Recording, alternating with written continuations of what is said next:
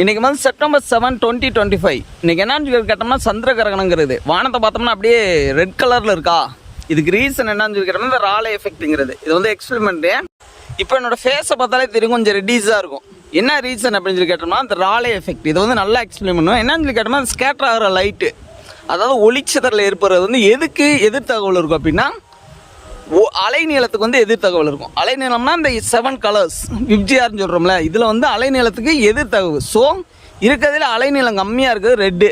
அதனாலதான் அது அதிகமாக ஸ்கேட்டர் ஆகி ரெட்டிஸாக தெரியும். புரியுதா? வானமே இந்த மாலை நேரங்களில் ஏன் சிவப்பு நிறத்தில் காணப்படுகிறது அப்படிங்கிறதுக்கு இதே ரீசன். இது வந்து இன்னொரு எஃபெக்ட். கடல் வந்து ஏன் நீல நிறத்தில் இருக்குது அப்படிங்கிறதுக்கு இன்னொரு எஃபெக்ட் வந்து வரும். புரியுதா? அது வந்து ராமன் எஃபெக்ட். இப்போ வந்து பார்த்தோம்னா இன்றைக்கி வந்து சந்திர கிரகணம் வந்து ஏற்பட போகுது. இது வந்து எல்லோரும் சொல்லுவாங்க இந்த ராகு கேது இந்த மத நம்பிக்கைகள் எல்லாமே இருக்குது.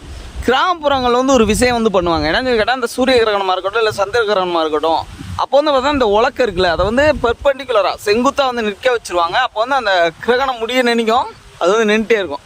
அதை வந்து ஒரு ஸ்கேல் மாதிரி ஒரு இண்டிகேட்டர் மாதிரி யூஸ் பண்ணுவாங்க. எப்படி சூரிய கிரகணம் எப்போ முடியுது அப்படிங்கிற இண்டிகேட்டர் மாதிரி யூஸ் பண்ணுவாங்க.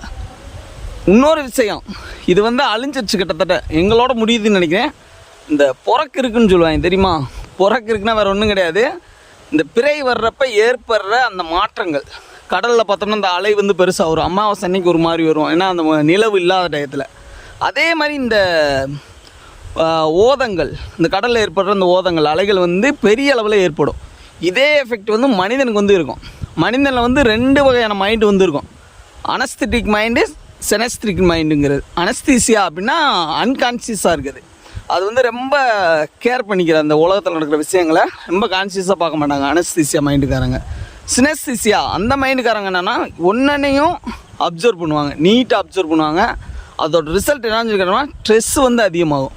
இப்போ சில பேர்த்துக்கு பார்த்தோம்னா அந்த பஸ்ஸில் போகிறப்ப அந்த ஸ்லோப்பில் போகிறப்ப வாந்தி வந்து வரும். அது என்ன ரீசன்னா ஒரு ஃப்ரேமையும் நகர்ந்துக்கிட்டு இருக்கப்போ பஸ்ஸில் நகர்ந்துக்கிட்டு இருப்போ ஒரு ஃப்ரேமையும் ஒரு ஃபிகருக்கான பிரேமையும் அதை அப்சர்வ் பண்ண ட்ரை பண்ணுறதே ஸ்ட்ரெஸ் அதிகமாகுது. இதே எஃபெக்ட் வந்து இந்த விண்வெளி வீரர்கள் இருக்காங்கள்ல, இல்லை மலையில் ஏறுறவங்க எல்லாருமே சென்ஸ் பண்ணுவாங்க. மேலே போக போக நம்ம மேலே ஏற்படுற அந்த ப்ரெஷரை வந்து அவங்க வந்து இந்த சென்ஸ் பண்ண முடியும். அதனால் அந்த வாமிட்டிங் இதெல்லாம் வந்து வரும்.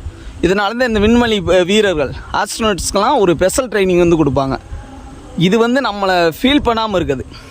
அதே மாதிரி இந்த மைண்டு கொஞ்சம் டிஸ்டர்ப்டாக ஸ்ட்ரெஸ்ஸாக இருக்கவங்கெல்லாம் இந்த அமாவாசை நாள்லையோ இல்லை பௌர்ணமி நாள்லையோ இல்லை இந்த மாதிரி கிரகணத்தப்போ எக்லிப்ஸ் ஏற்படுறப்ப ஈஸியாக ஐடென்டிஃபை பண்ணிடலாம் அவங்களுக்கு ஏதோ மென்டலி இஷ்யூஸ் வந்து இருக்குது அப்படிங்கிறது. ஏன்னா அந்த தெர்மோஸ்டேட், நம்ம மைண்டோட தெர்மோஸ்டேட் என்னன்னு சொல்லிக்கணுமா, தெர்மோஸ்டேட்னா வேறு ஒன்றும் கிடையாது. ஒரே டெம்பரேச்சர், நம்ம பாடியோட ஆவரேஜ் டெம்பரேச்சர் வந்து 36 டிகிரி செல்சியஸ். இதே டெம்பரேச்சரில் இருக்கணும், கூடவும் கூடாது குறையவும் கூடாது. அது வந்து ஃபீவர் ஆயிரும். ஒரே டெம்பரேச்சர் மைண்ட் பண்ணுறது ஹைப்போதலாமஸ். அதே மாதிரி ஒரு பிரெயினோட ஒரு நெர்வு வந்து அந்த நியூரான் வந்து அட்மாஸ்பியரை வந்து அப்சர்வ் பண்ணிக்கிட்டே இருக்கும். அப்போ அந்த அட்மாஸ்பியரிக் ப்ரெஷரே அப்சர்வ் பண்ணும். மேலே போக எப்படி ஆகுது, கீழே வர எப்படி ஆகுது, ப்ளட் ப்ரெஷர் என்ன ஆகுது, பாடி அந்த சமநிலையை வச்சுக்கிறது என்னென்ன செய்யணுமோ அதெல்லாம் செஞ்சுக்கிட்டே இருக்கும்.